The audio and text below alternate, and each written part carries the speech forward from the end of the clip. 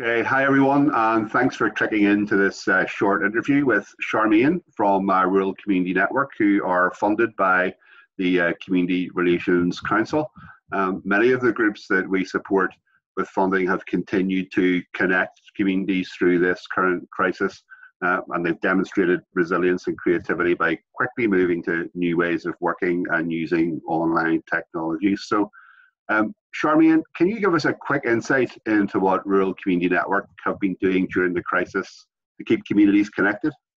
Yeah, absolutely. Welcome to my kitchen. This is the first interview I've ever done online in my kitchen. So thanks for interviewing me today.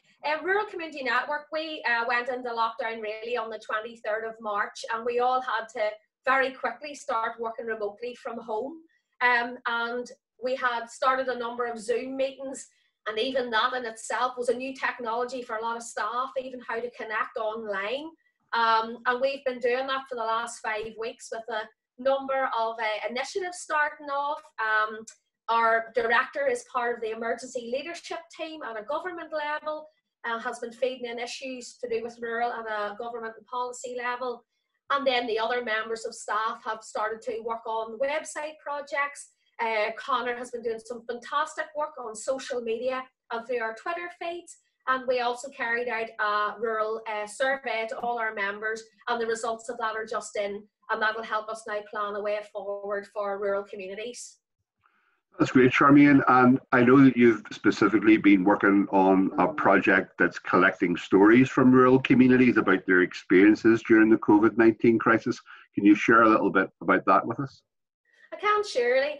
The project really came, I'm at Shieldon myself for 12 weeks, and I am a real community activist, and I love to be out volunteering, and I felt a bit helpless here at home thinking, what can I really do to help people at the minute when I'm shielding myself?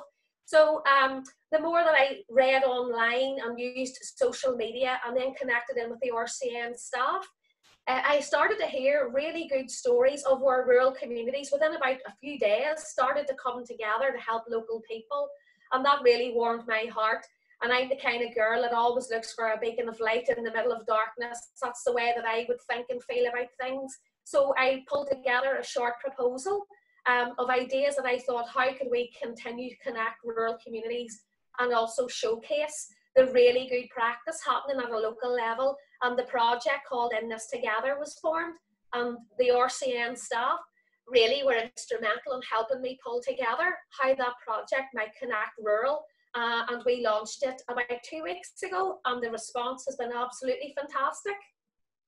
Great, Charmaine, and I think in the coming weeks we'll really look forward to hearing some of those stories and how they emerge out from the types of activities that rural communities are engaged in to help and support each other. So despite all the challenges that you face and that we face, is there a particular thing that you think has worked particularly well during this crisis that other groups might be able to learn from your practice? I think just continuing to use the different online formats and platforms to keep communication open. I mean, we administer the Beyond Belfast Rural Practitioners Forum, which normally meets face to face, and it connects over 30 groups across Northern Ireland. And I was very conscious, knowing some of them personally as friends, that people really were starting to feel isolated themselves, not only in their practice, but also in terms of how COVID was affecting their family and friends. So we held a meeting online. Very first time I ever hosted a Zoom meeting, I was so nervous and really anxious about, can I actually do this? And after the end of the meeting, it was just lovely to connect people from across Northern Ireland to hear about, what are you doing?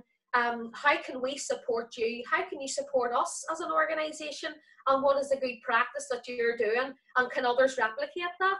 And post the meeting, we have signposted each other to other initiatives. And now I'm hoping to apply for funding to develop some sort of a care package or a programme around practitioners in rural communities to also support them at this time.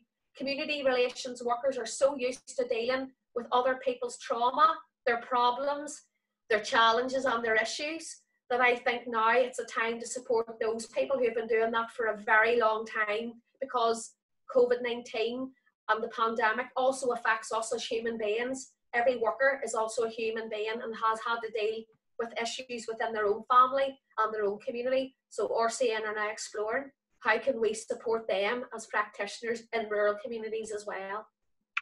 Charmaine, that's a really good and strong message. Thanks very much for telling us about your work today. Good luck with that and stay safe. And of course, people who are watching this video can find out more about your work via the Rural Community Network website and by keeping in touch with you by following you on Facebook and on Twitter. So thanks very much, Charmaine. Stay safe. Thank you.